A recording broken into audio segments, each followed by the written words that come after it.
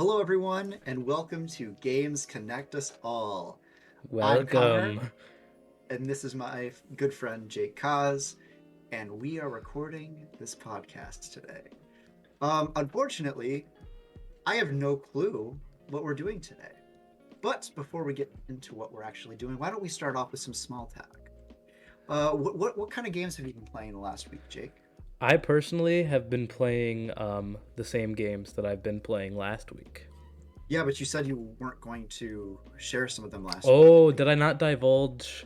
You didn't just divulge everything. You talked about Horizon Zero Dawn. You said you were playing Mario on your DS. That's right. I don't remember. Did I There was one mention other one. Ocarina of Time 3D? No, you didn't. That is what I've been playing on my DS Uh, for the past couple weeks. Oh wow.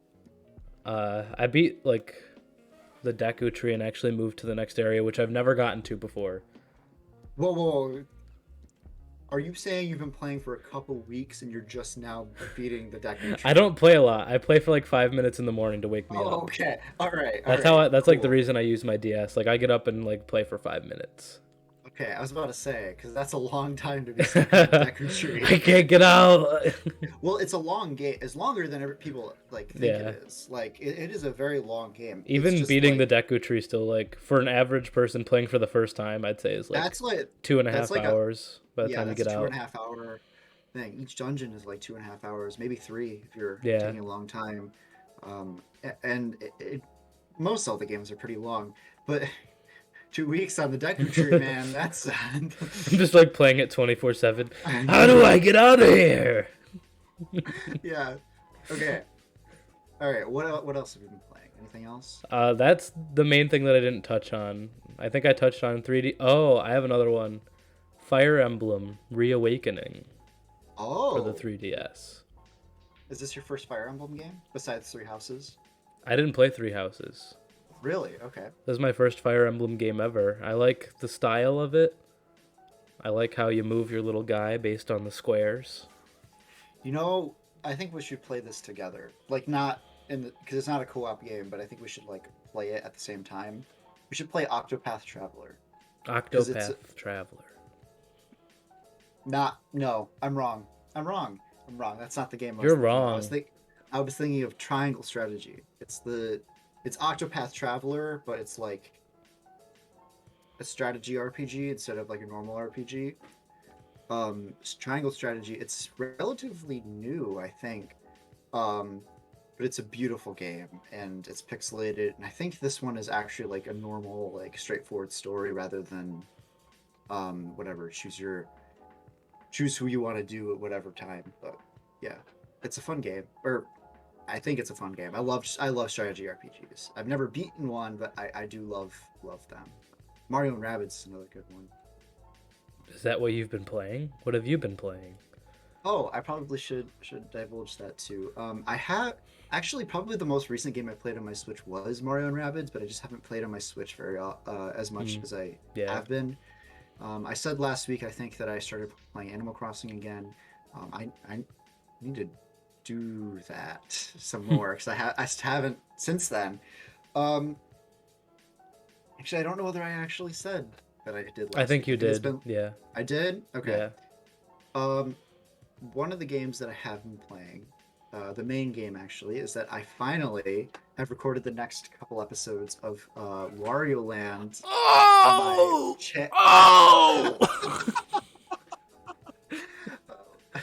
I I recorded I recorded my the next couple episodes of Wario Land. In They're case you didn't out? know, in case episode 2 is out, not episode 3. Episode 3 I still have to edit. Um, Yeah.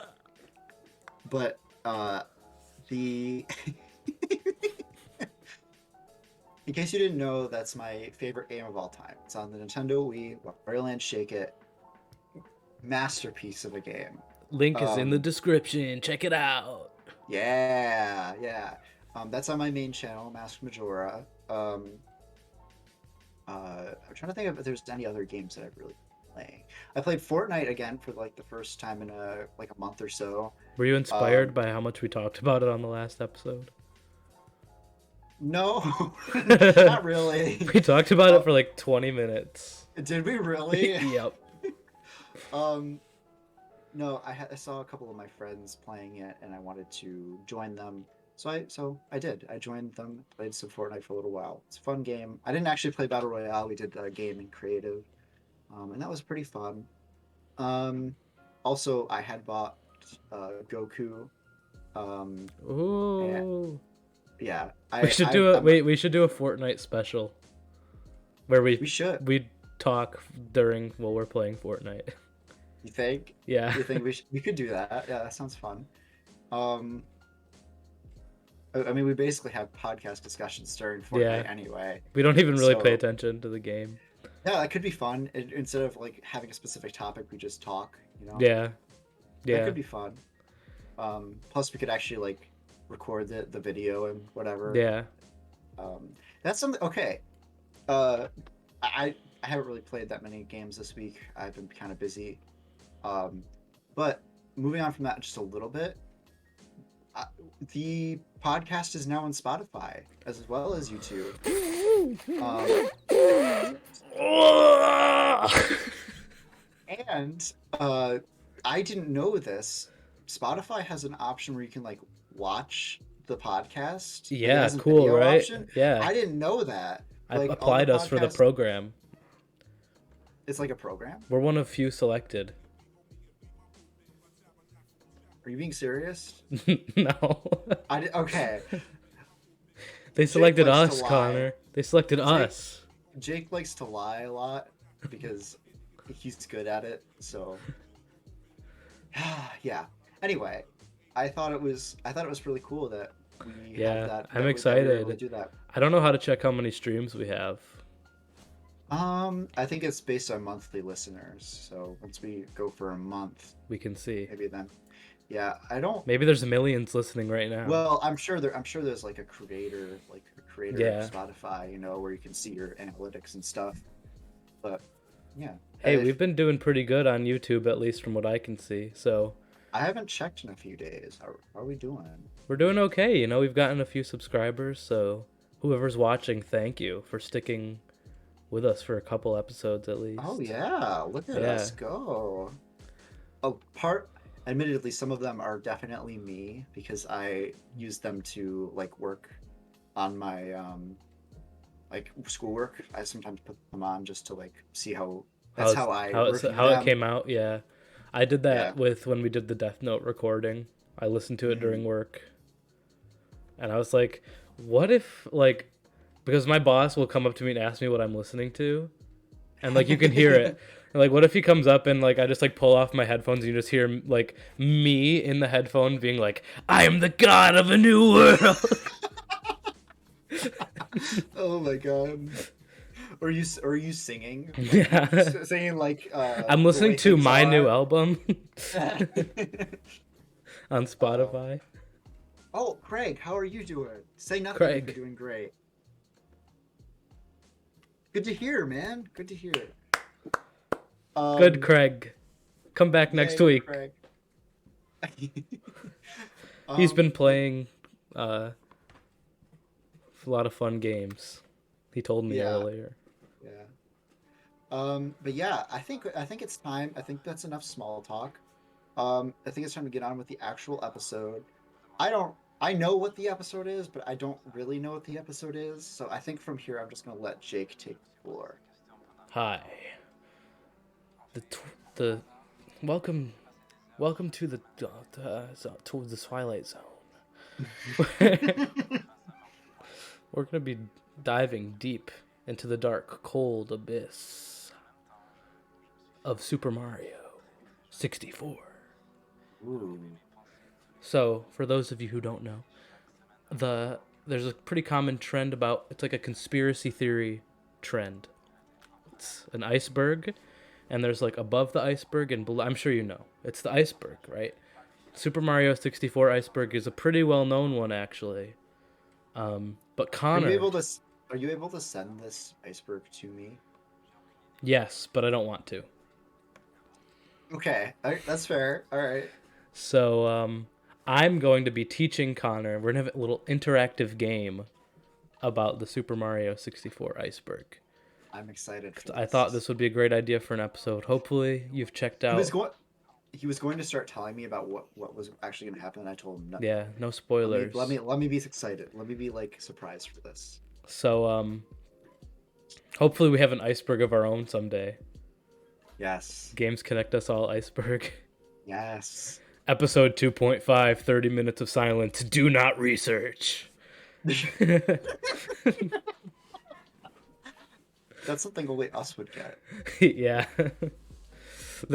For those of you who don't know, episode 2 originally had a half hour of silence at the end of it that I was able to remove. Well, no, it wasn't complete silence, was it? It was just like your lo-fi music or whatever you. Yes, you it was playing just in the lo-fi background. music. That's the bottom of the iceberg. As they say, if you swim far enough down, you start to hear the lo-fi jam. No way. So, All right, I'm ready. Ready. Super Mario 64 Iceberg. Let's get to it. So, I want you to guess. What do you think is at the very top of the iceberg? Like, above the water? Like, name one thing. Yoshi. It's in the game. Yoshi's in the game? Wait, is that on? I don't think that's on there. No. No, let me check. I've got another reference image that I can use. It's not on. It should be on there. 'Cause it's not really something that's You're right. It's not like about. super well known. So, give me a frame of reference here. Is above the water like stuff that you just see in the game? Like, It's like stuff that's like pretty common, but not anything crazy. is this okay? Is this conspiracy theories or just stuff about the game? As it goes down, it becomes more conspiracy based. Okay. Yoshi is not on the iceberg though, so like that's Okay. too common knowledge. Okay. So, I don't know. That you can get your hat stolen. No, You can play without your hat. No? it's Okay. like stuff outside. Like if you were just a normal guy named Connor, All right. and you played through Super Mario 64 120 stars, you wouldn't know it. Oh. Like if you'd never played it okay. before or heard anything about it. Okay. So this isn't like well-known knowledge at the top. It's just like Right. It's like stuff that's like, if you're a fan, you know. oof. The shortcut in the one slide. I don't know that much about Mario 64. It's kind of funny. Well, I guess I could start us off then with All something right, from the yeah. top of the iceberg. L is real. Oh, I know that one. Yeah. Yeah, okay. That's at the top. All right. That gives me a more frame of reference. So I'm sure you all know L is real is the theory that Luigi is real in the game. And then 2, 4, 0, 1 are the numbers that apparently, if you do 2, 4, 0, 1 of something, Luigi's unlocked. But there's no evidence. It is found on the statue and like the water fountain Yeah. where you like get to Big Boo's haunt or whatever it is. Yeah. It's found in like that area. In the original game, it's like too pixelated for you to like really make out what it says, but it looks like it says L is real. Yes. And fun fact, Luigi was eventually found in the game files. Yes. Wasn't it like a prototype like 2-player mode that they were playing? It was a around with? prototype 2-player mode. And rumor has it that Luigi was discovered in the game 24 years and 1 day after its release. Yeah, I heard about that. I'm hesitant to believe that that's true though. Crazy if it is though, right? Crazy if it is, yeah. So, some other stuff, backwards long jump. Oh, that's okay. There's Yeah. there's some weird stuff like that you can hang beneath the bridge on Bob-omb Battlefield. I feel like everyone knows that. But that's on the iceberg. Hang beneath the bridge. Yeah, like you can like monkey bars on the bridge. at the start of the level. I don't know why I'm doing monkey bars. I didn't know you could do that. You No. didn't. You can like hang on to it No. and monkey bar it. I didn't know. I never usually stay around that area long Wow. enough to. You learn new things every day. I guess so. For those who don't know, the backwards long jump is a common speedrun tactic to get through doors because it shoots you so fast backwards that it just like lets you bypass Right. a bunch of stuff. Mainly the last like staircase that like keeps going forever and ever. That's what it's used for. To gain so much speed, it just bypasses that like little trap. So, as for the top of the iceberg, there's not much more super interesting. There's the sign on the second floor that says, "Shh, please walk quietly in the hallway." Did you know about that? I don't know about it, but I can't. It wasn't. I don't think it was that interesting. Like I I mean, could see. You could. That sign could not exist, and like you told me that, I would have believed you. Like I think I personally, and we'll get into this in a minute. I think it would be pretty creepy if I was like in a huge castle, completely empty and abandoned, apart from one toad, and then there was just a sign that was like, "Walk quietly." Like, what am I have to walk quietly from? you realize it's not just one toad, right? There's You some know other more. toads, Yeah, I was about to say there's more than one toad. but it feels empty. That is fair. Like the There's some toads are like bunnies too. transparent, aren't they? They're not even real. They're real enough. Let's okay. Are the toads real? We could add that to the iceberg. Toads are not real. Why do I Toads remember are the not toads real. being transparent? I think when the camera zooms into them, they kind of like flicker a little bit. Oh, Like the you're way the right. camera is. You're right. Yeah. And there's one toad when you don't have the camera directly on them, sometimes they aren't like sometimes they don't load in properly. They Right. look transparent. But So, all right. other than that, the only other thing of interest, and I'm not, by the way, going to go through everything on the iceberg. I'm going to go through the things of note. But another thing of note, I think, is Unagi's tunnel. You know the eel that comes out. Yes. There Okay. are rumors in the world that say that people have swam into there Mm-hmm. after the Unagi has come out and found like another level. But that's kind of like a I could see that. yeah. So and also just I think there's also on the list because of the idea of Jolly Roger Bay being like abandoned, like with a pirate ship is pretty creepy. That is Because like how kind the of heck did the creepy. pirate ship get there? And then it sinks. Right. So it's like someone was there before Mario, but now there's nothing there. Right. So I found that interesting. But that pretty much does it for the top of the iceberg, I'd say. Okay. So this is like above the surface stuff that like people pretty commonly know about. Okay. Got it. But now I want to talk about personal experiences with Super Ooh. Mario 64. All right. So you personally, like as far as like the creepy side of Super Mario 64, which people say exists, have you ever felt any feelings about Super Mario 64? In terms of like being unsettled, plenty of times. Like you said earlier, it's a practically like abandoned castle. Like it feels very empty. Um, and when you're walking around it, despite like all the happy music or whatever, you do feel like a slight bit of eeriness, especially outside the castle. It's Like so quiet. a large open field, no music at all. Um, and Mario just like making weird random noises. It is strange, and uh, it it does give me a little bit of unsettledness, especially certain levels. Like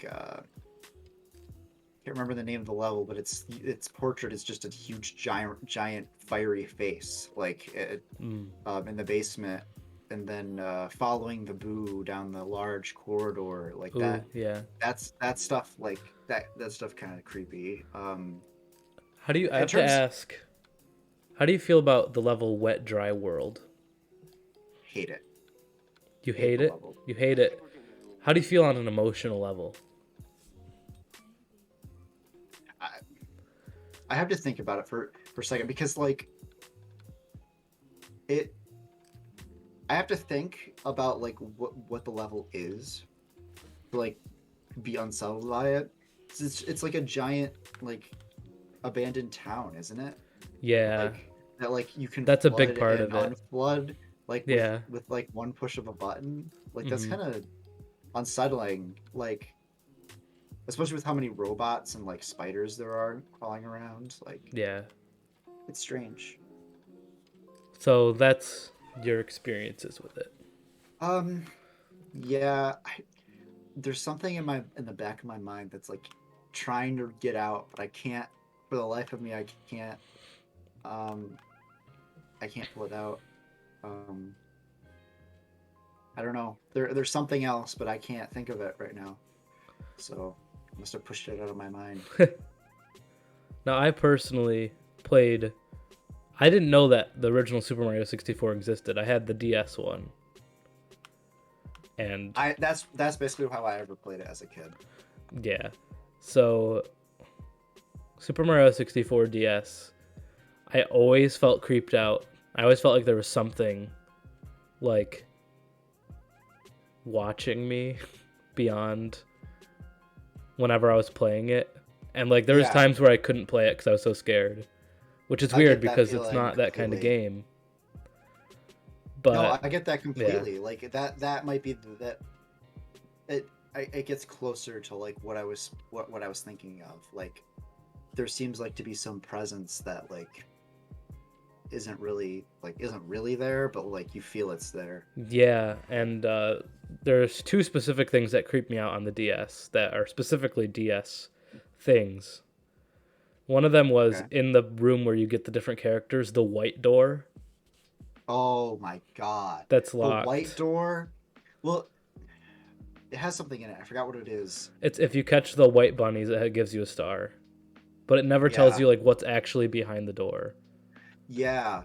I yeah, definitely. That is definitely one of them. Like that entire area because like you go down the main door and that's like the mini games, right? Yeah, And then there's a door behind, like with the mini games, that where if you get like a certain amount of stars, you can go in there, and I think that's it's like a bonus room or something. yeah. Like, but that white door, it was so creepy because like you get Luigi, Mario, Wario.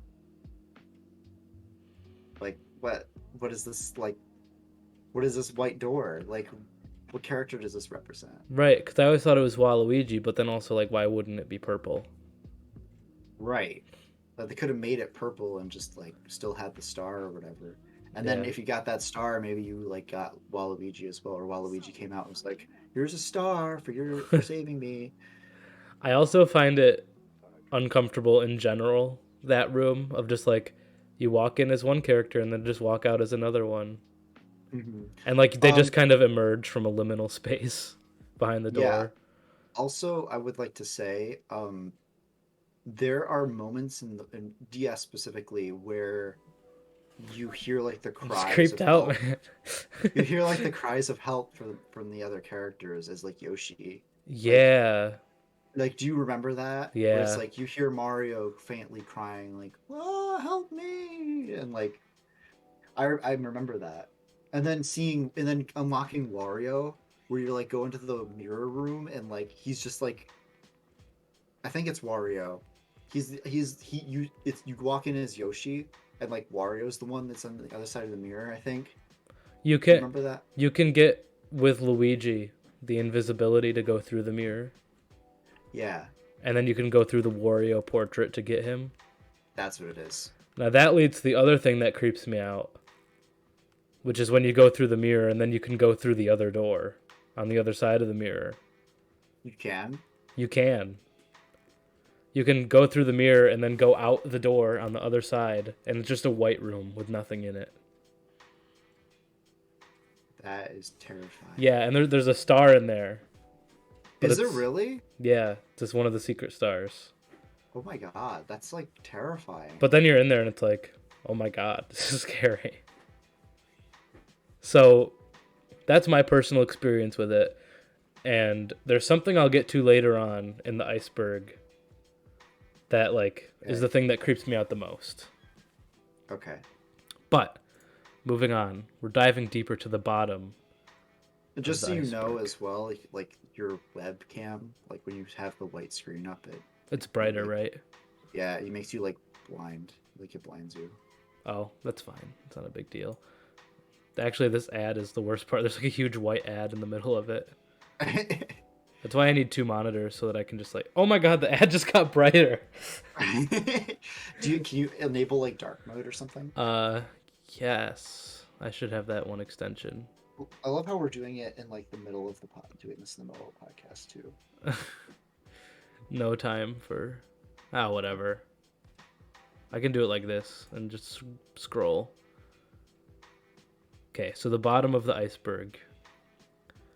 Let's find some creepy things here. Bottom? The bottom. This is the bottom of the iceberg. We're all the way at the bottom now? I thought we were gonna like go gradually down. We are. Because the top of the iceberg is like the peak of it, right? Right. Now we're going like to the bottom half. Oh, okay. And then after that, there's like waters beneath it. Oh, okay. Now I understand. Yes. I was like, man, you're jumping around. Anyway, down to the pits. So did you know that in Cool Cool Mountain there's a sign that mentions cold crevice? Ooh, no, I didn't know that. Yes. So there's nowhere near where the sign is that would lead to this, but people think that that sign is a remnant of a scrapped area that you could enter from Cool Cool Mountain. That makes sense, like a sub level almost. Right, and they like left it in the game. Right. There's also this theory that, do you know the door in the back of the courtyard that's like bricked up? I think I know. I personally am not 100% sure what this part of the thing is talking about. Hang on. Mario 64 bricked up. Maybe I shouldn't.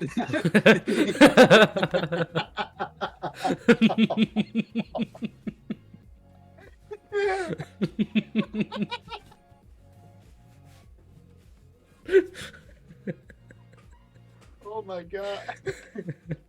Yeah, maybe not search Mario 64 bricked up. That's probably a bad idea. Okay. What was it again? It's the door in the castle courtyard that's bricked up. In castle courtyard. Bricked up. I'm hoping that that's not going to come up with some weird images.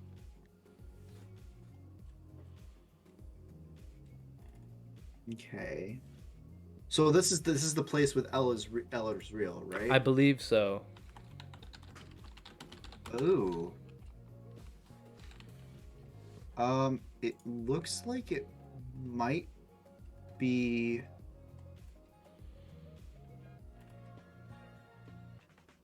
Huh. I'm looking right now. I'm also researching it. It looks like it might be something from like Mario 64 DS. That would make more sense. That area that has the brick over it that leads somewhere Right. else. Yeah. But anyway, the theory goes with it that Bowser broke in through that door. But I don't know everything about that. Oh. Okay. I thought that's one of the more interesting things on here. Okay. Um Yeah, I don't see anything else about it. Um,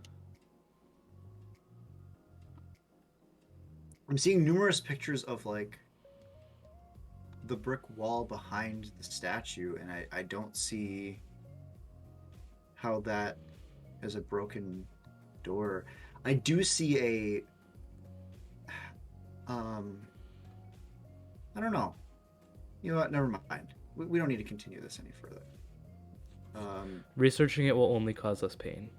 yeah. So let's That's just what move I've on learned from from the that. Iceberg, because it does go deep. Like, surprisingly, there's a very deep like conspiracy behind the whole game that we'll get Oh my into. god.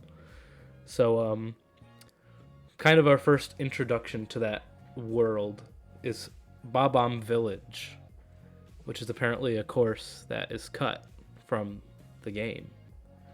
I think I've heard of this one. Yes. And it reportedly requires the player to shoot into a hidden warp in Babam Battlefield with a cannon. Yeah, I think I've heard of this one. I think I've seen like images of like what it might look like. Right. Um, village. Yeah, yeah. I can see it. See it now. Yeah, so it said that levels like this that are like cut from the game, and the cold crevice could be another example of it, although it's not mentioned, are things that people apparently have found in their copies of Super Mario 64. And like you can only find it on certain copies of the game. That makes sense. Probably like early versions of the game Yes. released with like this content, and then they realized it was in it, and then they removed it from future versions. Right. Um there's something kind of funny that you don't have to look up, but it's like haunted dirt texture. And there's like You can't tell me not to look that up. it's Haunted not dirt there's like nothing behind it. texture Mario 64. Uh, Did you see the face thing? I kind of a little bit. It looks like nothing. That is so stupid. Yeah, that's why I told you not to look it up. It's kind of funny, but it's dumb. So another little theory on the bottom of the iceberg here is, or kind of a topic of discussion, is how did Bowser get his sub into the castle? Magic. I'm just imagining him like hiring a team to excavate the castle so that he could move a sub through a painting in it and then rebuild the whole castle. Well, the thing is, you have to remember that Bowser is not just some like big monster. He has magical abilities. They're just not shown off very often. That's true. So he teleports in the game, I believe. Yeah, It's possible he just yeah. He teleported it in there with his he has the teleport power power. stars, like That's true. you know. So then there's also the generalized removed courses, like just courses that have been Right. removed from the game. That's a whole topic here, but that's referring basically to these 7 slots that are empty in the debug level select for the game. Okay. And there's one unused level slot that has stuff in it, and all it is cap switches and fishes. Really? Interesting. Yes. So basically, they're unused every levels. Every game has unused levels. That's not a very That's uncommon thing. Like That's true. And it's interesting though. But it kind of ties to the idea of the background of Super Mario 64, like kind of like things that exist beyond what you see. Yeah, I enjoy that. Because like those levels exist. You know. Yeah, we just never got to see them. Yeah. But like they're in the game when you're playing, which is crazy to me. Like Right. they're just never loaded in. And a lot of them, in 2020, there was a leak of all the levels, and most of them were levels that were featured in like trailers and stuff for the game that were never in the game. Ooh, interesting. Yes. I see quite often when during those leaks they have like the demos that were like E3 or something, whatever levels were in Yes. there. They're usually um,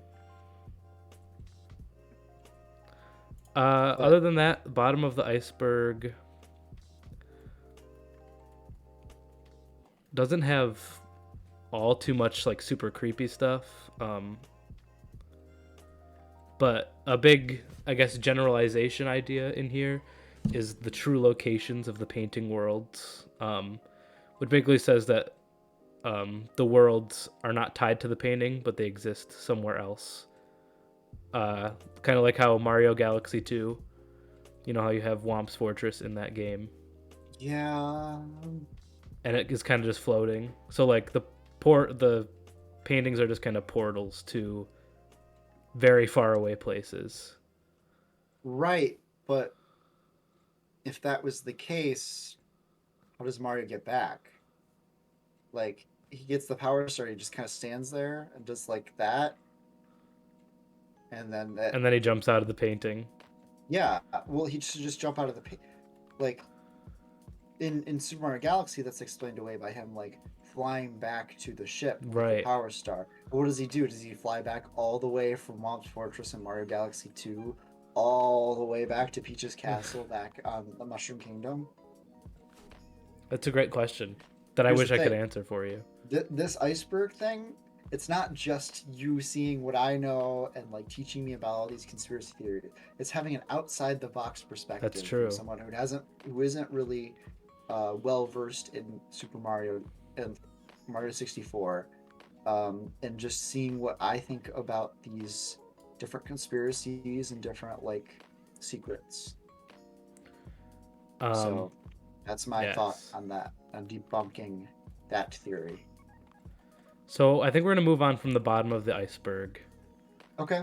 Um, there's also some Zelda 64 assets in Wet Dry World, which is early name for Ocarina of Time, and basically like the town in the Wet Dry World. A lot of the assets from that you can see in early versions of Zelda 64. That Well, makes does that make sense. sense? Yeah. Um, and like I don't know if you knew this, but the Ella's real sign is also in Ocarina of Time I didn't know somewhere. that.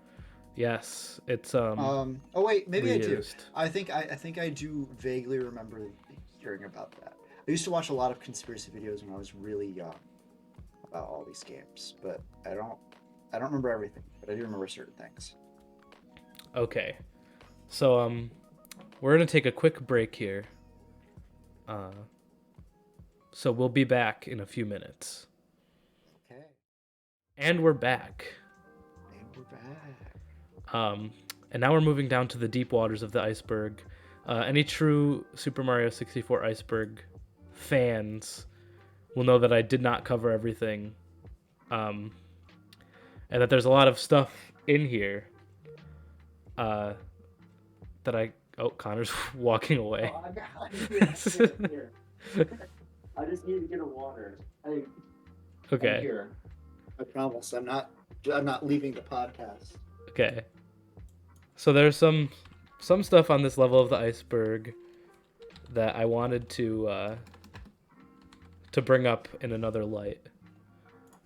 Okay. So, um, there's some stuff that I wanted to bring up to you, Okay. and I wanted you to guess what the conspiracy is based on Okay. the name. Um, so the first one we have is Bigger Penguin. Okay. I think I know this one actually. Um, you know, like there's the small penguin, the little baby one that people throw off the cliff, and there's like the big mama penguin. I think that the race penguin is even bigger than that, but that like I think there's like a rumor to be one that's like even bigger than the race penguin. Am I correct in that? Yes, I believe you're correct. I'm trying to research it now, and Bigger penguin, Mario 64. yeah, so there's not much on it. A lot of the iceberg, I have a feeling, is just incoherent. But yes, I'm assuming that it's. I believe there's a glitch where the penguin is even bigger. Oh, I actually do know this one. Okay. Yes, there is a glitch. If you enter and exit the like room where you see the big penguin, in a certain way, like it glitches so that it does make him slightly bigger. Yes. I found a video on YouTube while I was looking this up, and the name of the video is Super Mario 64 Very Big Fat Penguin Race. um, let's see. Let's put some other stuff on here that you might be able to guess. Um,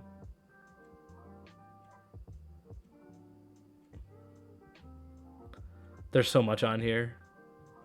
Waiting. Okay, broken paintings. This is an interesting. Oof. Probably that there's paintings around the castle. Well, there's several paintings around the castle that don't lead anywhere. That they're just walls, basically. Like I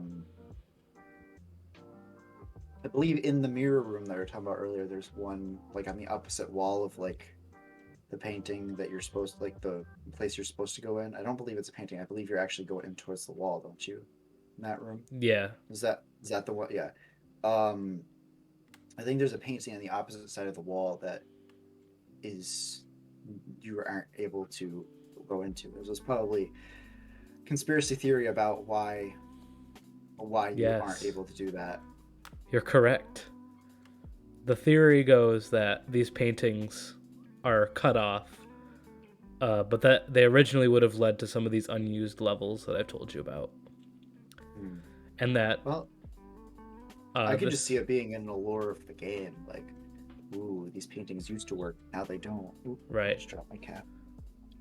And this also ties to a bigger theory that is at the very bottom of the iceberg.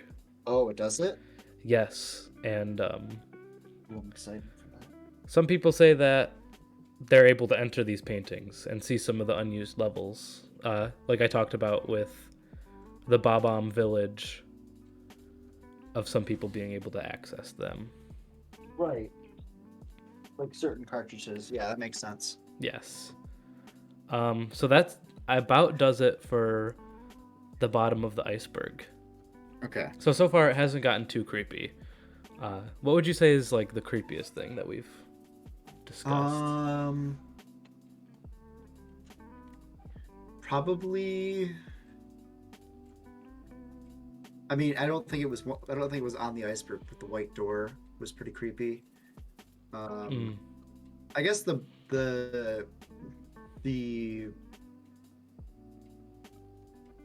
Jolly Roger Bay one was kind of creepy, but Yeah, that level is creepy. yeah, it's relaxing, but it's creepy if you don't like if you like aren't looking at it quite right, you know. Yes. A quick fun fact. This is on the iceberg, but I wouldn't say it's really a conspiracy. There's a Got Milk commercial featuring Super Mario 64 where Mario enters Wet Dry World, but he only has hold on a second. Got milk. Oh, okay.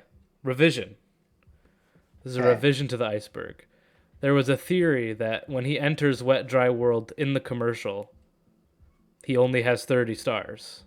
But he's able to enter that world, which requires 31 stars. Oh, But I'm looking right now. No, I'm looking at it right now. He has like 37. yes, the statement is untrue.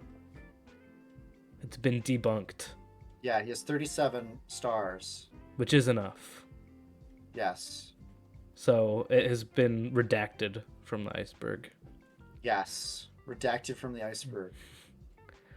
I personally think that, like, people being able to get into the unused levels is pretty creepy, because I would freak out if that happened to me.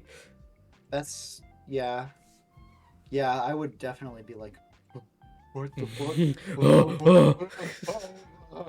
Okay. Well, let's take a long journey back to Super Mario Bros. Number one with the Minus World. Right. Imagine you're the first kid to ever discover the Minus World. You are freaking the fuck out. Yeah. Like, and I don't know if you knew this, but there are other Minus Worlds. Like, Yeah. the There's one like a that's ton of most them. the one that's most commonly seen isn't the only one. Not even by a long shot. There's like a couple hundred of them because Yeah. it's just like lines of Unused. code that aren't Yeah. not unused. They're just lines of code that are glitching out and like aren't acting right, and they Right. just show themselves up as levels. So I also find it just the conversation about stuff existing in the game that you don't see, like going on under your nose almost, is pretty creepy to me, especially with the removed courses. yeah, that's fair. But we've been through a lot of the more uh, basic stuff, but now we're getting into the deep waters. Okay, deep waters of Jolly Roger Bay. Um, so here's something about Wet Dry World, which I don't know if you could tell, but Wet Dry World is a big part of this iceberg. Mm-hmm. And this is brain diagram. And Wet Dry World supposedly has a brain texture within its files. Really Yes. interesting. I wonder what that's for. And most depictions of this texture resemble one of the paintings seen in the game. And it kind of goes with the theory that the level itself is a physical representation of a brain, where the level simulates a brain and its activities, and what's going on in the brain, like getting flung up and having things kind of floating around, and like the water level being almost like your stress level, right? And then when the water level's at a certain point, you can enter the hidden town, which is away from the level and is meant to represent the subconscious mind. Wow, Yes, so that's kind of deep. yeah, so people say that is why they think the brain texture is involved. Probably not. It probably was like an enemy that like it only shows up in that world that like needed a brain texture, and just like they're like, nah, never mind. It's not worth it. Some people also say that this theory and this whole subsection of the iceberg about Wet Dry World has to do with a disease called hydrocephalus, which is an abnormal buildup of fluid in the cavities deep within the brain, Oh man. which puts pressure on the brain's tissues and can damage the brain. That one I see more like clearly because it's a town that is completely abandoned besides enemies, and like you constantly flood it and then unflood it. Like, yeah, I could see that. I could see that one. But I think the hidden town representing the subconscious is pretty creepy, because I was always creeped out by that town. I was always creeped up Because there's really nothing in there. Well, here's the thing. I just hate that level too because it's so tedious and boring. Yeah. Like, it's not a very interesting level. Like, in my opinion. Yeah, it's my least favorite level. Well, I also hate desert levels, so the desert level that's in there, that game, I don't really like that much either. Yeah. Although inside the pyramid is pretty cool. Just Indeed, the it outside. is. Anyway, continue. Hazy Maze Cave. There's a theory that I also hate that level. There's a theory that Hazy Maze Cave is the castle's septic system, and that they just throw their trash into that pool. It's funny. And their shit. That is kind of funny. Into Hazy Maze Cave. That is like, it makes sense almost too. Yes, and around Hazy Maze Cave is all like the pipes and whatnot. Yeah, I don't like Hazy Maze Cave. It's too confusing. If you had like a map that you could open up at any point in time, that would be great. But you don't. You have like these signs that are like, "Ooh, this is where you are now." And they only show up every like Yeah. once in 5 millennia. So this is another fun fact type of thing, but is also a little strange. The texture used for Metal Mario is actually the default texture for Metal in the SGI workstation. Interesting. That's pretty cool. And the texture on its own actually looks like a house and pink flowers. Really? Yeah. And like you can see it. I could send it to you, and hopefully I'll have it up on the screen here unless you're listening at home. Default SGI. metal texture. Oh, I see it now. Oh. Okay. You see that? You see how that is? Yeah. It kind of looks like my grandmother's house. Maybe it is. I doubt it. Maybe. But that was never used. That texture was never used for Metal Mario again. Huh. In any other game. Really? Yeah. So now we get to a point on the iceberg that I mentioned earlier that I had my own issue with in the past that creeped me out today as I was researching the iceberg. Okay. So when I was little, Super Mario 64 DS was my jam, and I was creeped out by it at times. Right.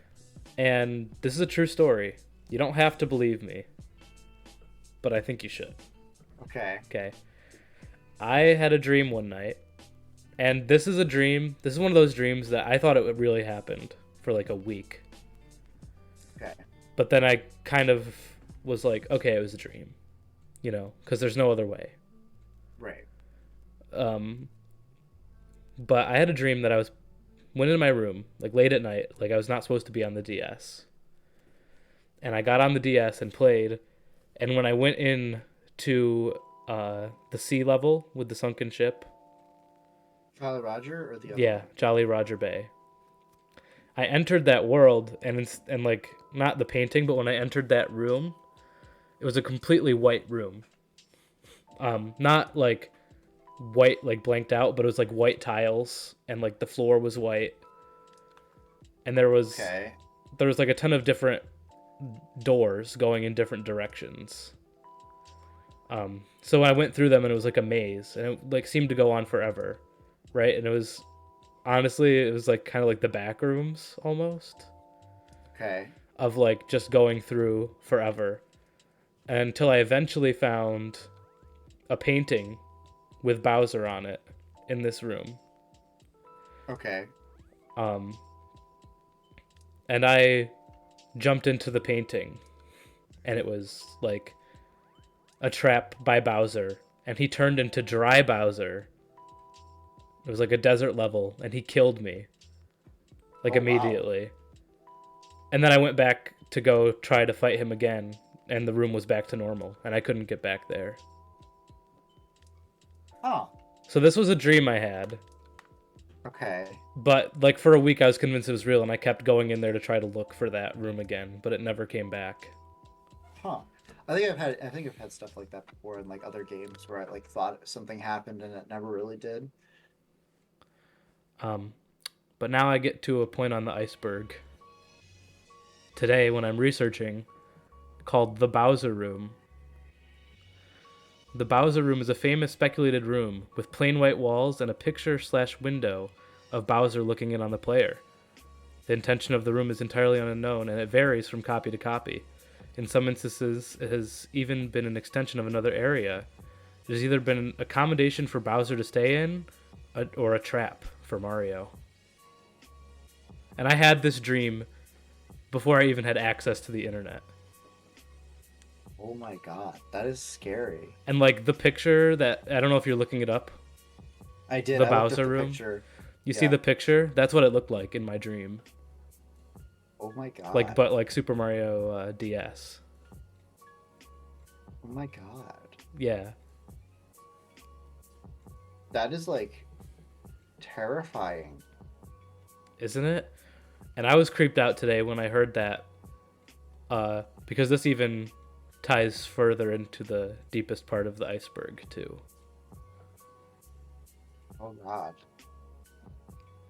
This Well, particular theory. damn. That actually kind of sent chills down my spine Yeah. because like that is yeah.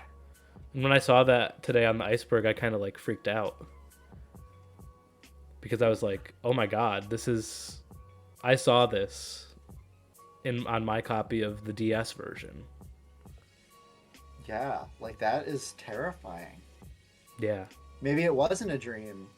That's what made me start thinking that is like maybe it wasn't a dream. Maybe it actually happened late at night. And I just like my subconscious just told me, "Oh, that was just a dream. Like it's impossible." Right, because you couldn't replicate it. That is scary. That is really scary. Yeah. So, that is something on the lower level of the iceberg that freaks me out. Yeah, I'm sure it does. Um, there's also a theory about there being courses inside the Bowser paintings, like on the first level where you fall into the thing, but there's a painting of Bowser. Right. Um, and the Bowser painting on the top floor after the infinite staircase, Right. where you can't go into the painting, but there's a hole in front of it. Yeah. But there's a theory that there's levels in there, and one of these ties into the theory of Eternal Fort. And the Eternal Fort is an elusive and mysterious course spread by rumor and word of mouth.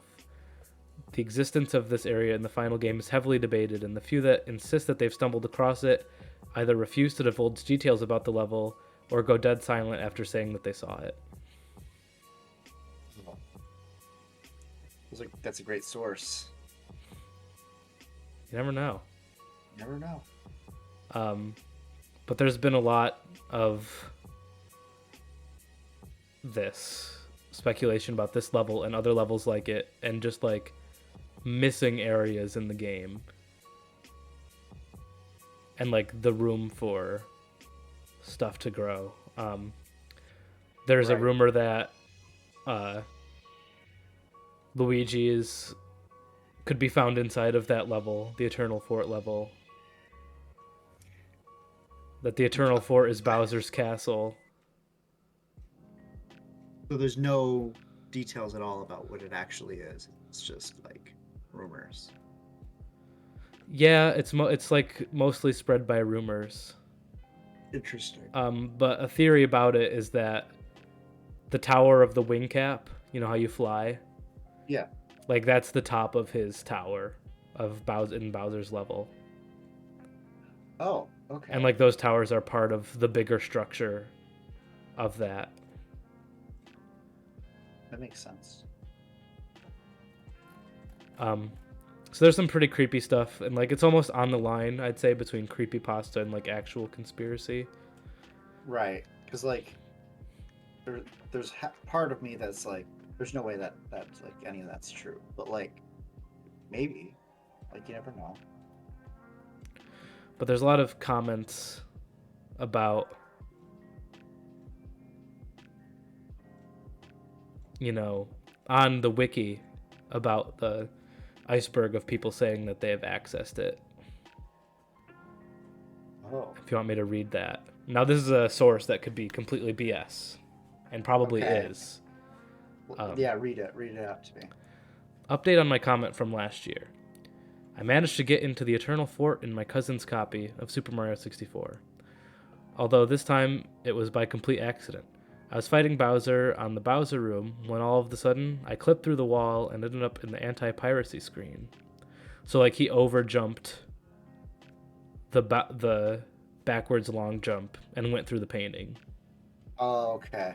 And then he got the anti-piracy screen for the game, which is something that comes a little later in the iceberg. If you want to look it up and take a look at it, people at home too, the anti-piracy screen is kind of creepy. It's just a little chilling, I guess. Well, I know that they're. Oh God! Oh God! Oh God! Oh God! Oh God! Oh God! Oh God! What? No, search up anti-piracy screen Super Mario 64, and then like see like because it's not just. I'm pretty sure there is an actual one that's real, but there's a lot of fan-made ones that are like have like creepypasta Mario slapped on top of them, and there's a couple of the faces that are like send chills down my spine, and I don't like them. Oh, no, I don't like those either. Yeah, especially sitting in like a fairly dark room. Like I have my ring light here, so it doesn't look like it's Yeah. very dark, but over there is pretty dark. Like I don't like that. Yeah, I don't like this right here on my Yeah, that's kind camera. of scary. That's kind of I scary. can see it in real life. There's nothing over there. But Or is there? I don't know. um, but yeah, can you send me like the real one? Yes, I can do it later Okay. cuz I don't want to lose this comment. But he glitched through that wall. Then he says, after resetting the game a few times and pressing start a few times, I ended up in an early unfinished version of a fifth floor of the castle. Untextured, no paintings, and had one hole in the ground that he jumped into. Okay. And then he goes on to say, that's how I ended up in the Eternal Fort, which, unlike in my copy, where it was Bowser themed, this one had the same unfinished and creepy vibe as the fifth floor. As I walked around, the music got louder and louder until I found a floating Bowser model, which said Eternal Fort Bowser Dialogue, and then the game crashed. Oh, see, that one actually sounds like it could be like reasonable. Like Yes, that sounds like it could be like something that exists in like certain copies. Like if you get like lucky. right. There's also, this is completely like kind of a change of course. It's still creepy. But when you enter the course, Toad tells Mario that Bowser trapped the inhabitants of the castle in the wall. And basically, Oh God, there's a theory on here that the Toads are literally trapped in the walls. that's awful. Oh my God, Yeah, I don't like that one. yeah, That one kind of that that one's one kind of unnerving. makes me feel that one kind of makes me feel uncomfortable. Um, Now we are, I hate to say it, on one of the creepiest things on here Wait, as is far this? as Are we going to popularity. are we going to a new level or like a No, new? this is the bottom of this level. Okay, And this is the Wario apparition. Have you heard of that? I think I know what this is. I'm going to read some of the article here. The Wario apparition is perhaps one of Super Mario 64's most infamous anomalies. Appearing as a floating Wario head in the hallway to Dire Dire Docks, the existence of the Wario apparition is reported to induce feelings of paranoia and trauma into any player who spots it due to the Wario apparition's bizarre and shocking appearance. The reason behind the Wario apparition's appearance is unknown, but speculated to be something from later in the Iceberg, pulling unused Wario assets to create a boss. The Wario apparition would go on to be referenced in an E3 1996 panel. Wait, so this is in Mario 64 DS, correct? This is in regular Mario 64. Well, the only issue I see with that is like that's impossible. Like that's the thing. Like this is it's literally impossible because Wario didn't exist until Mario Super Mario Land. And I don't think that No, I think um Super Mario Land came out before Super Mario 64. Like did Wario it? existed, yeah. Oh, I'm dumb. I'm so dumb. I'm so dumb. For some reason in my mind, I was thinking that it was like N64, then Game Boy, and then like ignore me. I'm stupid. Yeah, yeah. Okay. Because it definitely is possible. But I'm looking up like images of it now, and it's like it's kind of scary. Um, Yeah, I'd I say don't see any official images. There's one that like looks that like it could be real. Um, I'm seeing a few like models, like Wario models that look like they could be ripped from the game, but none that are like, ooh, there's some like creepy ones too, and I don't really like this. Um, yeah. although it seems like there's a pretty common like theme. Like they all seem like they're very similar images. So like it seems like something that people have seen, like actually. Yeah, You said right. it was referenced in a panel? Yeah, I'm not sure what that is exactly, but I do have another fun fact on it. Okay. This kind of a side story, but an unused track apparently belonging to the Wario apparition, a music track, has been dug up by YouTuber Planet Bobstar. So you can watch the video if you so please. I don't recommend it. The music appears to be coupled with unused voice clips of Wario laughing, which would later go on to be reused in Mario Kart 64. The description of the video discusses how he and a group of dedicated data miners were able to extract the music from the files, while also giving warning not to interact with players who have experienced the Wario apparition, as they will enter a state of catatonia. Catatonia. I don't know, and I'm not going to look it up because it's going to creep me the fuck out. Okay. In a later... Viewers at home. What? Like, look it up for us. Yes, viewers at home, be scared. In a later video, Planet Bobstar claims that the videos were fake, that he made. In that video, the way he words it, most notably he said, "I'd like to thank Nintendo for allowing me to speak." It could be him being paid off or threatened by Nintendo to keep quiet about the truth. Interesting. So you could go surprisingly deep down this rabbit hole of this specific theory. Right. Starting to get a little bit like freaked out. Like not yeah. gonna lie. Yeah, this is a deep one, and we're not at the bottom layer yet. All right. You said that was the bottom of that layer, though? That was the bottom of this layer. I implore you to go through these, all of these, but not right now. So let's take a little bit of a break from Let's take a breather. Let's take a breather.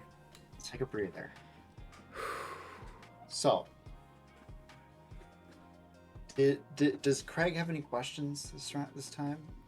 Because I think he told me some. But if he told you some, then go right ahead. I personally don't think that Craig has any questions. He has some. He told me some questions that he had for you. So. Oh, can we cut to that segment now? Yes, we can.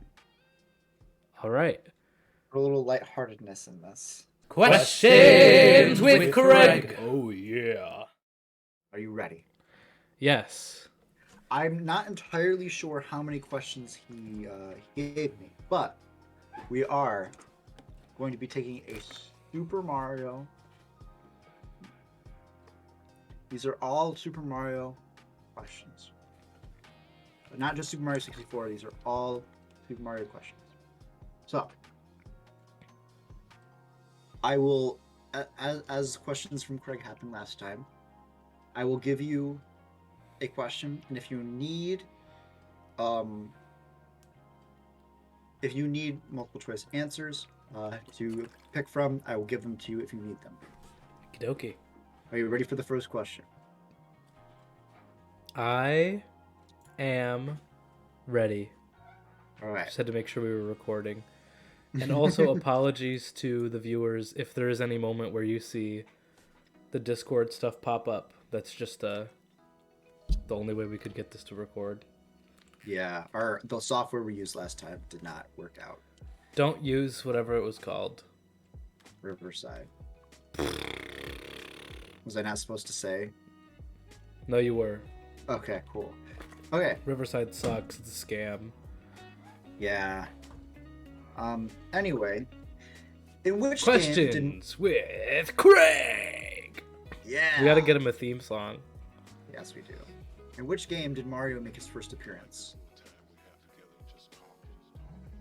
King Kong. King Kong. Donkey Kong. Oh, I heard King Kong. I said Okay. King Kong. Final answer? My final answer is Donkey Kong. Okay. I know there was a Game & Watch, but I don't know if that was technically Mario. All right. What was Mario originally known as in Donkey Kong? Jumpman. Okay. Easy. Before becoming a plumber, what was Mario's occupation? Barrel hopper. You want the multiple choice here? Yeah. Okay. Baker, chef, electrician, and carpenter. Chef. I'll go with chef. Okay. Is it not chef? Should I have said We're something else? Which is the only Nintendo game in which Mario is the antagonist? Isn't it like Luigi tries typing or something?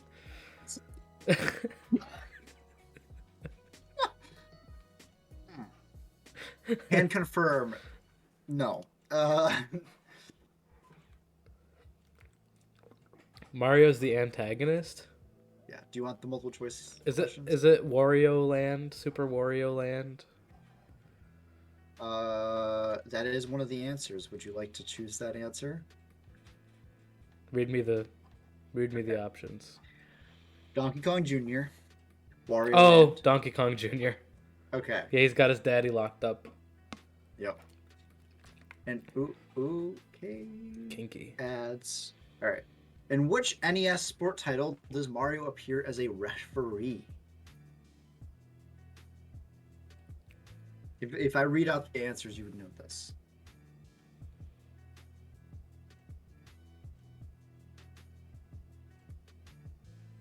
Mario. Excuse me. That was probably unpleasant for the listeners. Mario.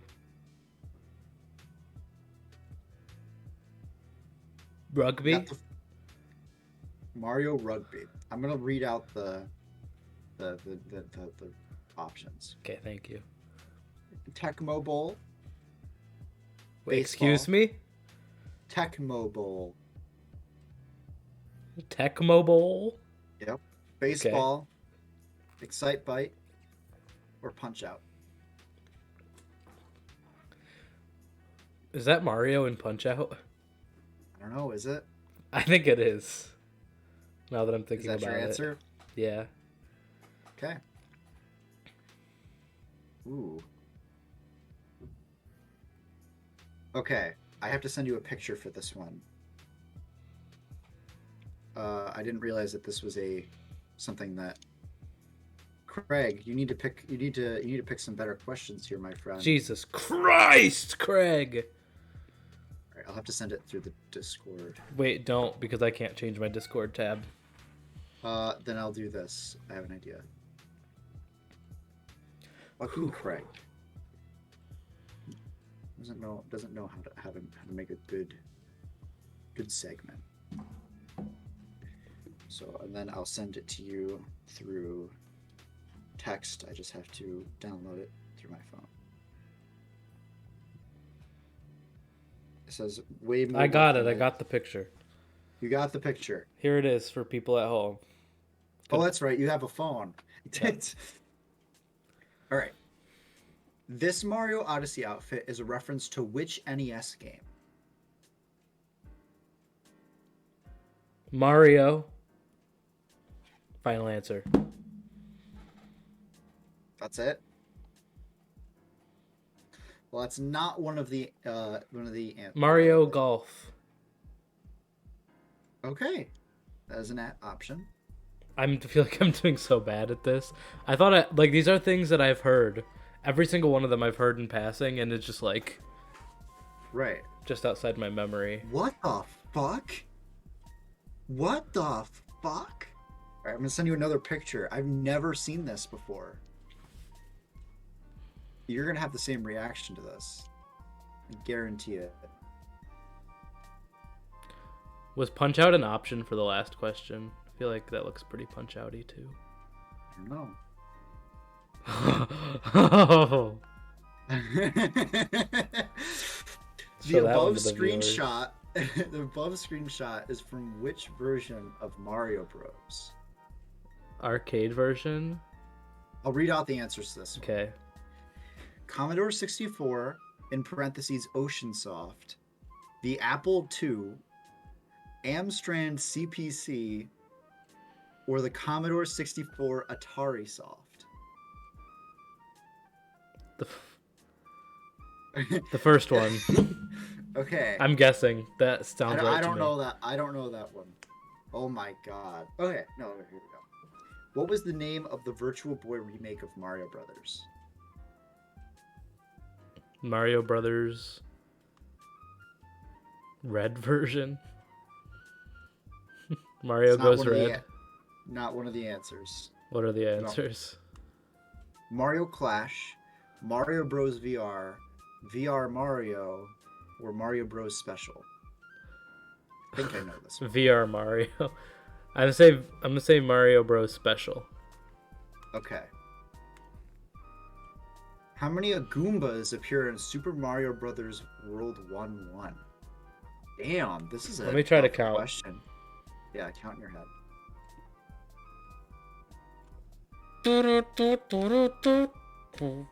Bring, bring. I don't know. How many? No, I'll read out the options. 10, 13, 18, or 22. 10.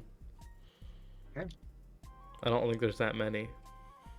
I was gonna say 4 because I kind of remember 4 because you get the 1 and then you go in the pipe and then there's just like 3 more at the end. 'Cause that's usually what I think of.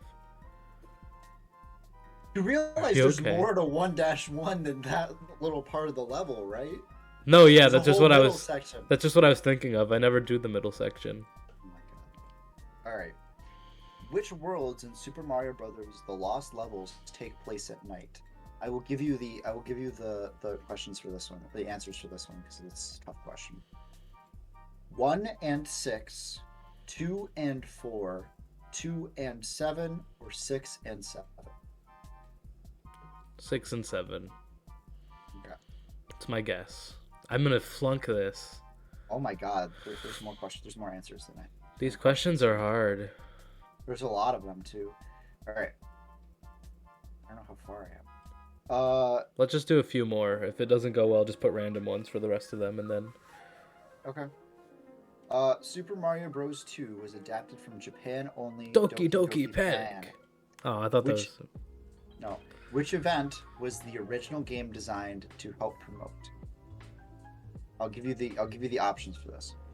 Space World 87, Dream Factory 87, CES 87, or Tokyo Game Show 87. The first one. No, the last one. No, the third one. I don't know if I can go back. I Oh. can.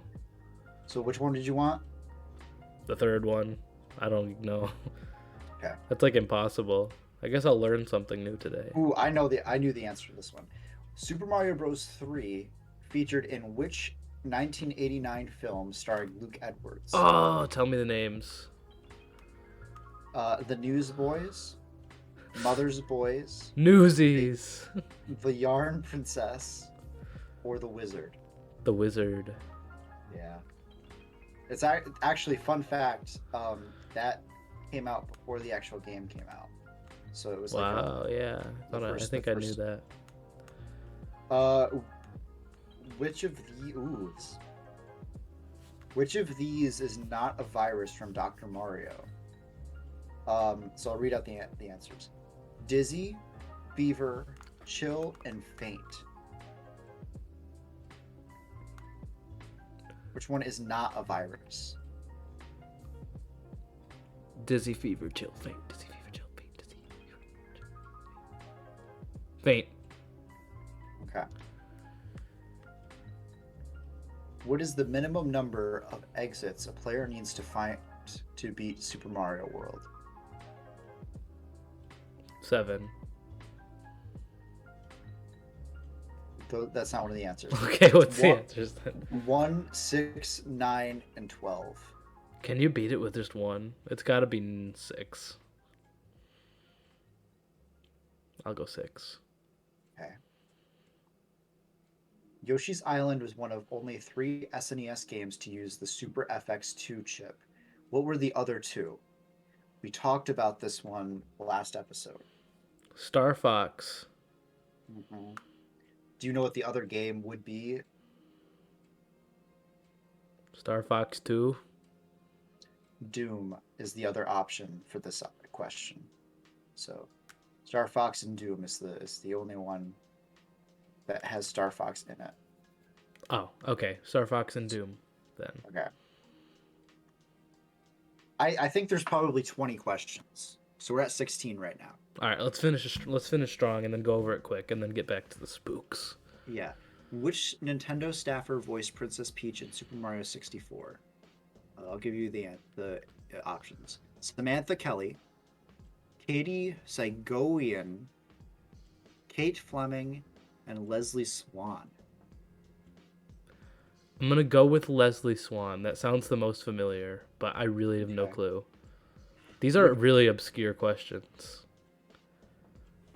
In which language are the names of Super Mario Sunshine's levels? Italian, French, Portuguese, or Spanish? You're a big Super Mario Sunshine fan. You better get this right. I don't think I will. I'm thinking Delfino. It's very Italian. Is that? I'm racist. Right. I'm canceled.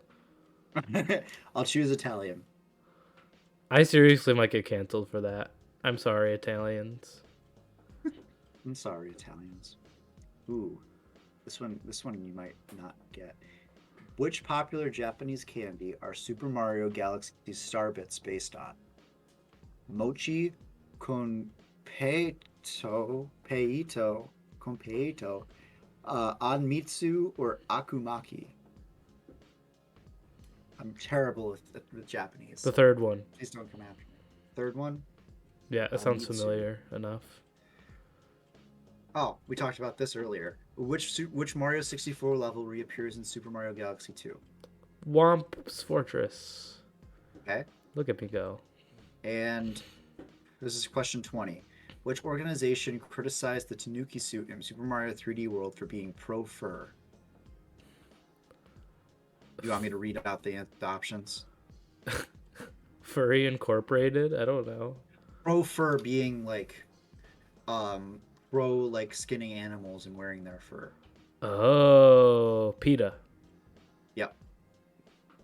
Okay.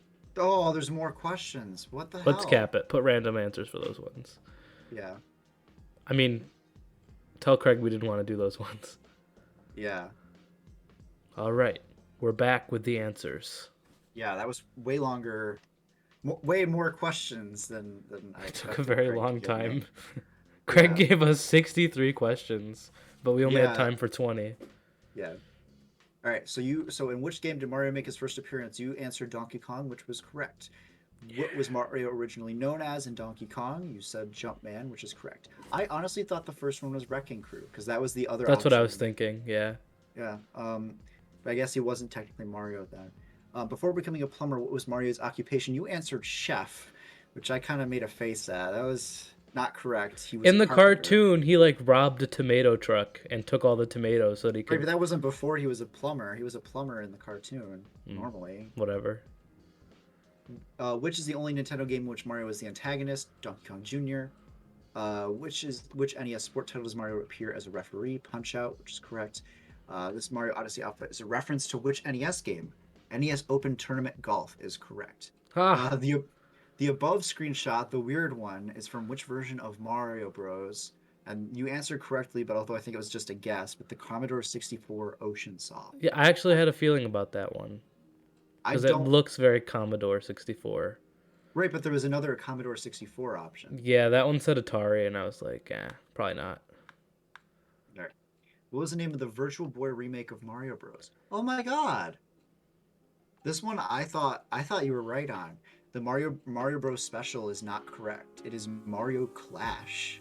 This is not what I would have guessed at all. That was the last option on my Oh, I list, guess because it's honestly. all. I guess because it's all about like player 1 and 2 going back and forth, I clashing. guess. All right. How many Goombas appear in Super Mario Bros. World 1-1? You answered 10. The answer was 18. 18. Where are they all? They must be in between the pipes. Yeah, they definitely are. Which worlds in Super Mario Bros. The Lost Levels take place at night? You answered 6 and 7. I knew number 2, the very least, was as. Was it 2 and But 6? it was 2 and 7. 2 and 7. I I could have had no sworn clue. 6 was one. I don't think so. Well, obviously not, but you know. Super Mario Bros. 2 was adapted from Japan only Doki Doki Panic. Which event was the original game designed to help promote? You answered Space World 87. The answer was Dream Factory 87. I would have never known. Super Mario Bros. 3 featured in which 1989 film starring Luke Edwards, the Wizard? You got that correct. Which of these is not a virus from Dr. Mario? This took you longer than I thought it was going to. Faint is correct. Fever and Chill are names of different modes that are different music in the original one that we play all the time. Yeah, I knew those two. I didn't know between. I thought Disney could have been a throw off. Right. What is the minimum number of exits a player needs to find to beat Super Mario World? The answer was 12. You answered 6. I would have answered 1. I guess that number is honestly kind of confusing. Yeah, because what's an exit? Does exit mean world, like level exits? Oh, you're gonna get mad at me. I misled you on one of the questions. Kind of. So, Yoshi's Island was one of only 3 SNES games to use the Super FX2 chip. Oh no. What were the other 2? You know what it would have been? I think it's probably the Super FX1 chip might have been what Star Fox uses, but Yeah. Star Fox was not the answer. It was Doom and a game called Winter Gold, which I have no fuck clue this what it quiz. is. Winter Gold. Gold game. Oh, it's like a skiing game. That's in the SNES? Oh my god. Now That I want looks to like look at it. Look at it. Like, look at images. Like, that's actually kind of cool. Ski. It's not called Ski. What's it called? Winter Gold. I searched up Winter Gold game.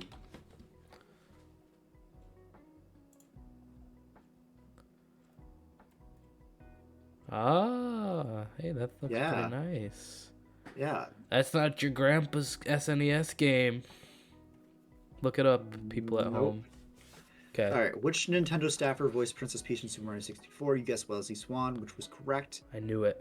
And which language are the names of Super Mario Sunshine's levels? Italian, correct. Okay, I'm less racist now, maybe, or maybe more racist. The Starbits are based off Compieto candy, not Enmitsu. Which Mario 64 level reappears in Super Mario Galaxy 2? Womp's Fortress. And PETA was the one who criticized the Tanuki suit for being pro-fur. So that's it, right? I can't really give you a percentage, but you got, let's see. I got almost all of them right, actually. Yeah, you got 1, 2, 3, 4, 5, 6, 7, 8. 8 out of 20 wrong. Oh, it was worse than I thought. Well, I got above a 50. Yeah, you did good. All right, let's get back to the iceberg. Let's get back to the iceberg. This is gonna be a long level. I've got some ice cold water for the ice cold iceberg. Yes, sir. I'm ready to hear it. Okay. So I left you with the Wario apparition, who Yes. Funny thing. terror into your heart. During our break, I went to the bathroom, and to go to my bathroom, I have to walk down a long corridor. I actually kind of got freaked out a little bit. What would you have done if the Wario apparition just appeared while you were taking a dump? Pissed myself on the spot. So we're moving into the depths now, which is where it gets a lot scarier. I believe this is the deepest level. Okay. And this is where it gets deep. It gets I'm ready. deep in the pit. Ready to be scared. Okay. So, I'm going to go over everything in this tier that's listed on the wiki. I know there's a lot of versions of this iceberg, so from the wiki. These I've been going over pretty much the highlights of the iceberg so far, but we're getting into everything now cuz everything's cool. Okay, delicious cake. Delicious cake is an unused string of text within Super Mario 64 that has no known correlation to anything else within the game. Some people presume that it has something to do with either a cut course or the ending due to its proximity with strings relating to those objects, and others presume it's related to the cake that Princess Peach promises Mario at the start and end of the game. That's what I would assume it would be, the last thing. Yes. That's not It's too just bad. really weird. Just like delicious cake. Delicious cake. I don't know, Peach does have that delicious cake. Continue. Forgive me. What is? Do you know what Jake SC88 is? SC88. I'll look it That up. sounds familiar. It's a sounds really vintage familiar. synth. So for old video game music, it was used for. So this one's a little wild. Apparently, some SC88 samples were enchanted and were able to gain several weird effects on the one who's listening to the samples or the songs that the samples are used in. Okay. So we'll skip that, I guess. That reminds me of Lavender Town, but like Yeah. I don't understand. So like certain things produced by this synthesizer is like Enchanted. enchanted. If they didn't use that word, I might have believed it a little bit more, but So now we get to an interesting one. This one we kind of touched on earlier, and it was something that creeped us out earlier on. okay. But it's really this is the core of a lot of what we've talked about, and this is the internal plexus theory. It's commonly theorized that the castle is a physical manifestation and representation of blank. The castle's intricate and bizarre layout could be a result of the inner workings of the mind. And Wait, what's the blank? the blank is what we're getting to at the end of the iceberg that I've been building up to from the start. Okay. Okay. So it's basically what we were talking about, the internal plexus of the castle, which is that like the castle is a living, breathing person, or at least represents that. In the way that there are all these hidden levels, like the back corners of your mind, and like the one you can access is the wet, dry world, the brain, right? I see. So there's all these subliminal areas that exist outside of what we perceive in the castle. That's kind of what we were talking about with like you don't know what else is there, like outside of the bounds of what you see. Right. Where like it takes that idea of like the hallway outside your door, like does it exist if you're not seeing it? Or like does only what you see in front of you exist? Right. I guess that makes sense. So Mario 64 was the first game to take it to that level where it was like literally like this is what's loaded in. Like the stuff outside that you just saw literally doesn't exist right now. Like it's not loaded. That makes sense because they had to save storage space. Right. But it's kind of like goes with the idea of in real life, like who knows, maybe my closet is not loaded right now. That kind of thing. I don't like that thought that your closet isn't loaded right now. Yeah. So the hypothesis about the internal plexus is supported by a former developer's anecdote about the fabled 1995 build of the game. That's something we'll get to later in the iceberg. Basically, a lot of what we get to down here, we're going to come back to at the very bottom of the iceberg, because the very bottom of the iceberg is like the explanation for all of the anomalies within Yeah, that makes that sense. we've been talking about. So one of these anomalies is the um, July 29th, 1995 build of the game. And that's apparently like the build that had a lot more content before they decided they had to scrap some of it that wasn't complete, basically that type of thing. Okay, that makes sense. There's a lot in the internal plexus theory that could honestly be its own iceberg.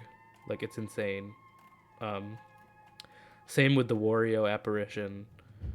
Um, but I'll get Well, into or the Wario apparition is one that I've heard of yeah, before, and it's actually one of the more believable ones, yeah, simply because it seems that everybody sees like a similar thing, and like right, yeah.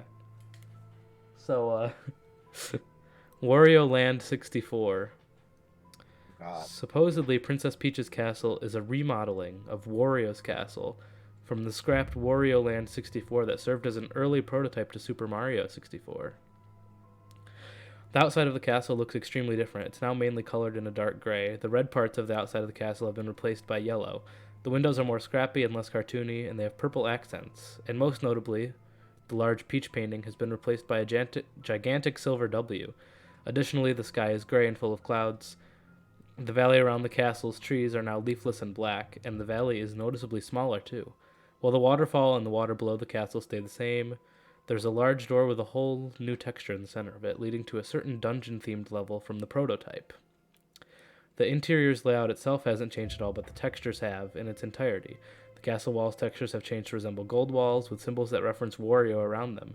There are also several small portraits of Wario, Money, and Garlic. Some of these smaller portraits have been graffitied. The portrait rooms also have different wall textures that resemble the main parlor. The portraits, of course, have changed to resemble the game's levels. So this ties into the Wario apparition too, that Wario could be a remnant of Wario Land 64, Oh, okay, that which was makes a sense. build of which is a game that they were working on that was in development that suddenly turned into Super Mario 64.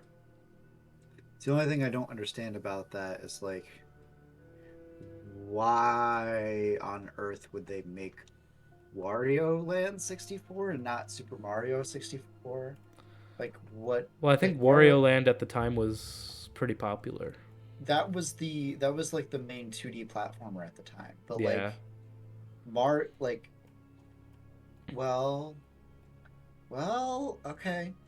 It was a really early thing that they changed it really early on in development, like, and the only thing they really had for it was the castle that they took to Super Mario 64. Okay. Is this a real thing that happened? I don't think it is like completely real. Allegedly. Allegedly. There's a big Allegedly. allegedly over the whole thing, I feel like. This is all on the wiki. Um yeah, there's a lot of the point to a lot of these is random levels that are kind of remnants of what the game could have been that have kind of I guess seeped through into the game in different ways, and like a lot of people with Super Mario 64 have experienced these things of like the game taking you places you shouldn't go, That's fair. like without reason, like without a warning.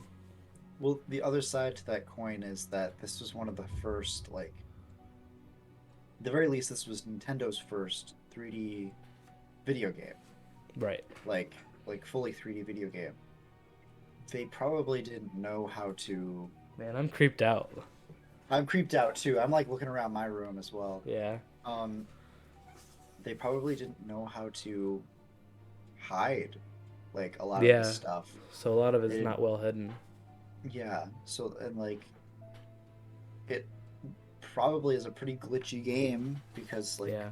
you know it's a pretty early video game. All right, what do you got for me next?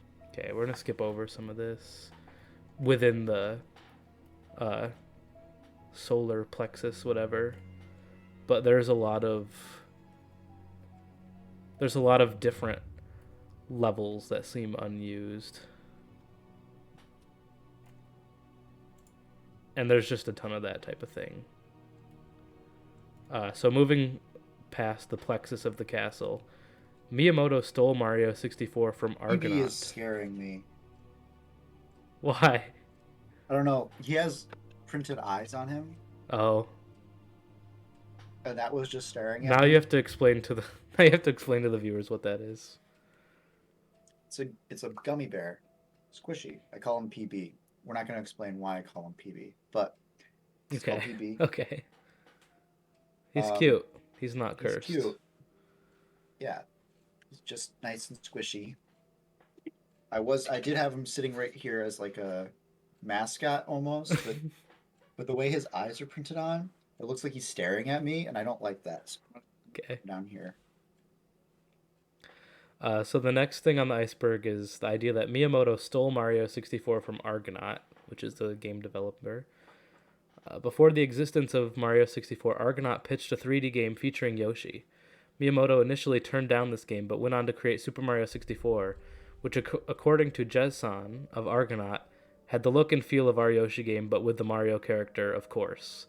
Although Miyamoto also apologized for not picking up the Yoshi game shortly after Mario 64's release. So the Yoshi game existed. Like that part was real. It's just whether or not it. That's real. But it's kind of more of a conspiracy that Mario 64 completely stole it, but apparently had a lot of similarities. I see. So, NFR cartridge differences. The not for resale cartridges of Super Mario 64 are presumed to have differences in comparison to the retail release of the game. This could include beta content and changes to blank, which is our final topic. Yeah.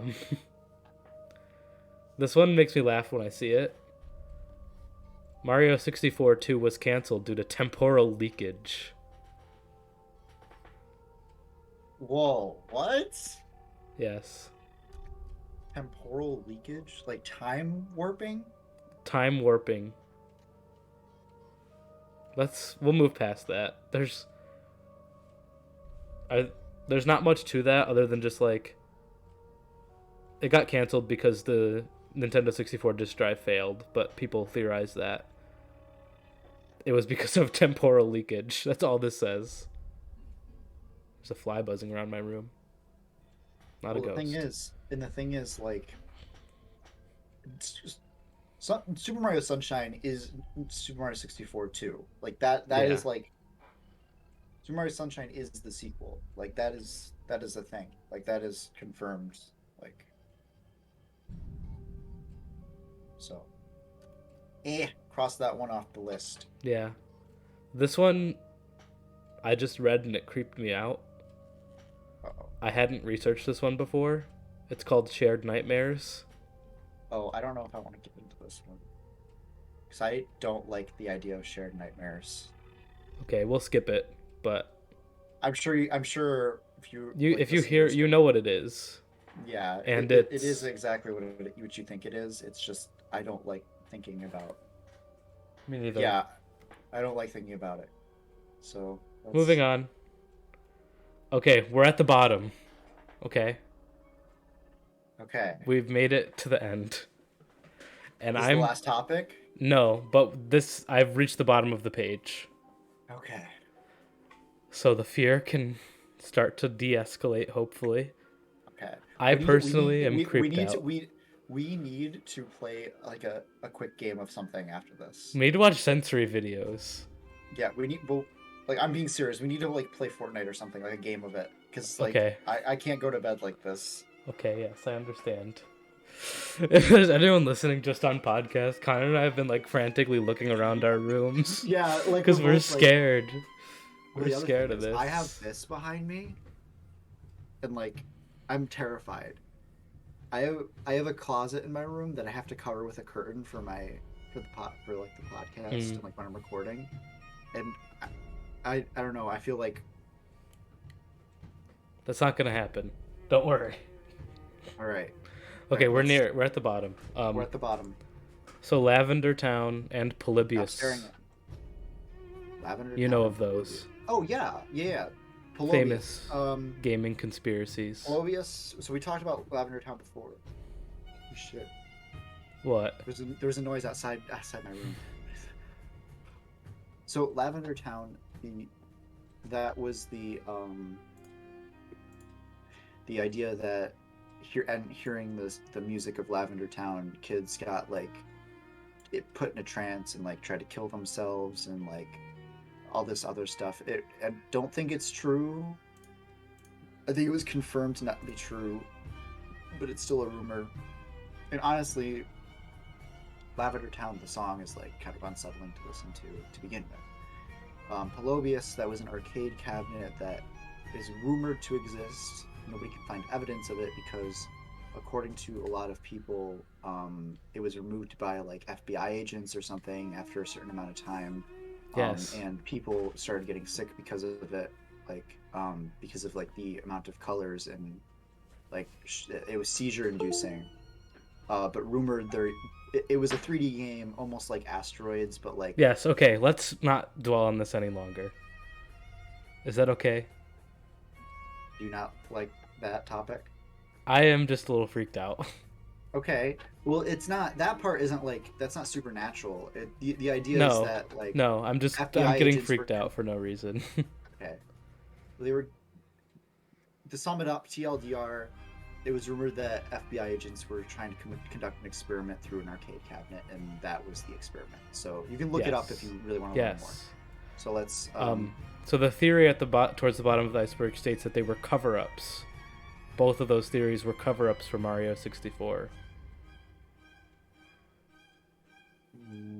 What do you mean? It was a mystery for a long time, as it cannot be explained as easily as other anomalies. However, a possible answer is that Lavender Town was added to try to get people to focus on it rather than blank. Rather than Mario 64. Rather than what our Oh, that's right. This final isn't the last is. topic. Oh, No. That's right. Okay. But it's So just basically that these two things are cover-ups for the last two topics on the iceberg. We do have two left. They have their Okay. own pages. Oh no. But we're here now. All right, we're here. Okay. I'm proud of us for making it past the Wario apparition, because that one's pretty creepy. I don't like that one. Yeah. But we're here now at the July 29th, 1995 build that has been referenced a few times throughout the iceberg. Mm-hmm. It's an anomalous and mysterious build. Dates back to before the Ultra 64, which was the initial name for the Nintendo 64. It dates back to before that was even patented, which makes it the oldest piece of Nintendo 64 history. So this is a real build of the game from before the Nintendo 64 was even announced or patented. Okay. So the castle looks a little different. There's an image of it you can find online. Because of the sensitive nature of the build's contents, research on the build is highly discouraged. It is on the infamous iceberg discussing Mario 64's anomalies. It's possible that the build wasn't even related to Mario or created by Nintendo, but it was created by an unknown Japanese organization that produced the technology responsible for blank. This build would then be sold to Nintendo and reworked into Mario 64. This build allegedly has an intense texture bug, which causes the textures to change colors rapidly and induced seizures within playtesters. It's rumored these playtesters would experience horrific, hellish, and nightmarish hallucinations, which seem to be the origins of some of Super Mario 64's most horrific anomalies. Okay. So there's a lot to go into with this build. But the long and short of it is that it's a pre-build of the game that included a lot of things that aren't in your final game that have been are not great. So this build is really the setup for the final topic that we've been teasing all along. I'm a little bit scared for this because I'm already a little bit freaked out. So let's get into it. So the bottom of the iceberg. is that every copy of Mario 64 is personalized to the person who bought it.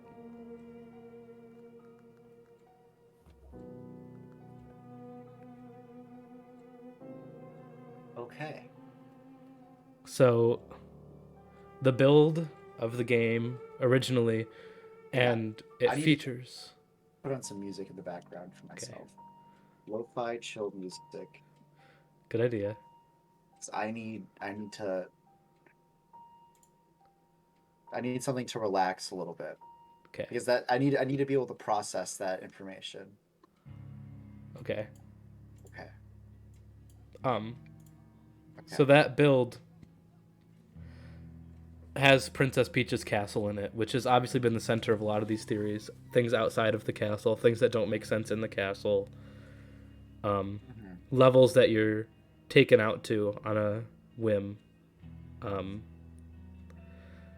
but it's that every copy sold of Mario 64 is personalized to the person who bought it. And they say that there's an AI within Mario 64 that was developed in the initial build and then was sold to Nintendo and patented as part of Mario 64. Is this AI that can personalize the cartridge, like take the player's actions and personalize the game to them specifically, which could send them to other levels and could send them and cause them to see anomalies of stuff that was meant to be removed from the game, stuff that was scrapped, stuff from other games such as the Yoshi game that it was built from, just like remnants of the game coming through. And Yeah, it's obviously a theory, but I honestly, if any of these other like anomalies are true, any of the conspiracy, people keep opening and closing doors outside my room, and it's creepy. Um, but it's if any of these anomalies or conspiracy theories are true, like this is probably the one that makes the most sense because like not to freak you out any more than you already have been, and I'm sure you've thought about this already. The Bowser room with like the window in it, yeah, like that very well could have happened. and it could Like, have been. And there was another iceberg that we were going to get into tonight that we're not going to. That was the DS 64 DS iceberg. I'm sure it's probably on there as well, right? It's on there as well because a big point on the DS iceberg is that they started development from an earlier version of the game of 64 and then they built on it. I mean, most of the unused content in 64, like literally back to L is real because Luigi's in the DS version. Right. Like That they makes sense. they pulled a lot of stuff out and like pulled it into the DS version. Yeah, that makes sense.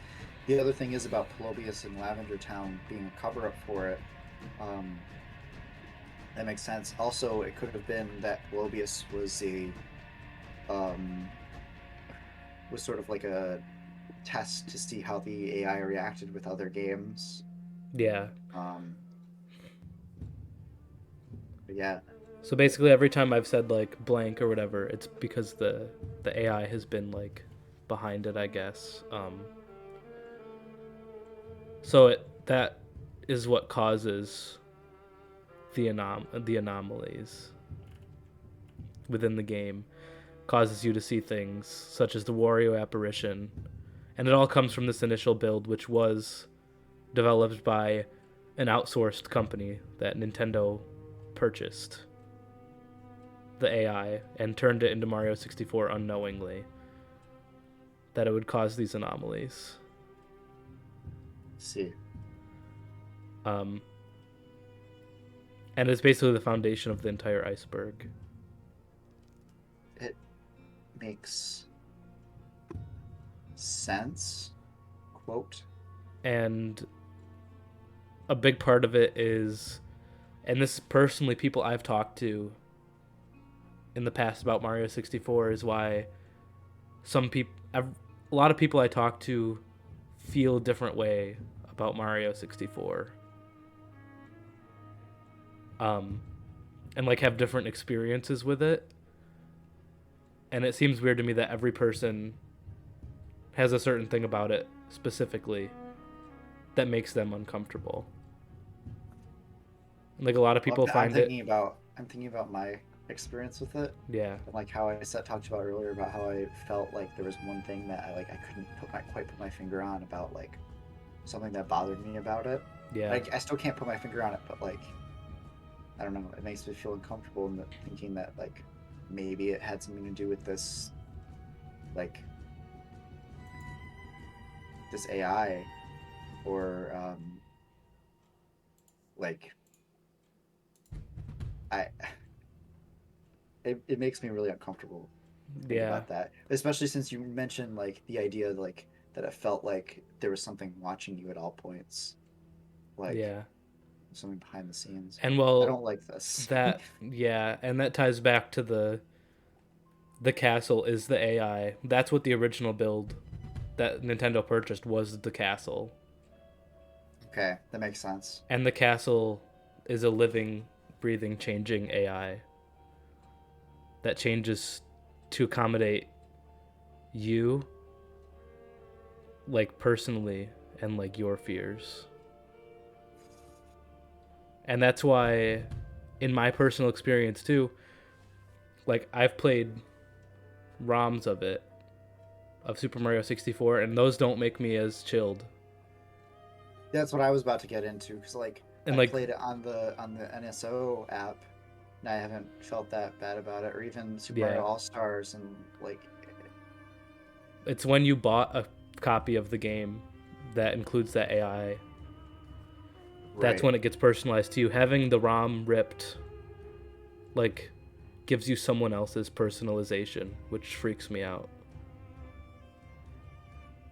I don't think I'll ever play Super Mario 64 again after Did that I incident ruin it with for that. you? I think you did, because now I'm never gonna not be able to think about that and playing the game. Yeah. Oh, that makes me so uncomfortable. So that's the That Super Mario is 64 Iceberg. that is the Super Mario 64 Iceberg. And let us know, please, if you see this video, please let us know in the comments if you've had any differing experiences from us Yeah. with Mario 64, and if you think that your So glad that next week personalization could be different. we don't have to, I'm so glad that next week we don't have to record these at night. Yeah, Like this is freaky. I don't like this. but we made it. Anyway, We made we it made to the it. end of the iceberg. That's the bottom of it. There's nothing worse. We survived. We survived. And that's all that matters. Yeah. So, thank you everyone very much for listening or watching. Let us know, like I said, your personal experiences with Mario 64. If you've had anything creepy happen to you with it. Maybe if we someday have enough stories in the comments, we could do a follow up and talk about the DS iceberg and maybe some of Please, your no. No. experiences. God, no. Please, for the love of God. I didn't expect this to be like creepy like this. We could do Pokemon. Pokemon can get pretty That's creepy too. true. Um, maybe I'll host that one. But anyway, thank you all so much for listening and watching. And we just want you to know that games don't just connect us to you. They're not just us to us.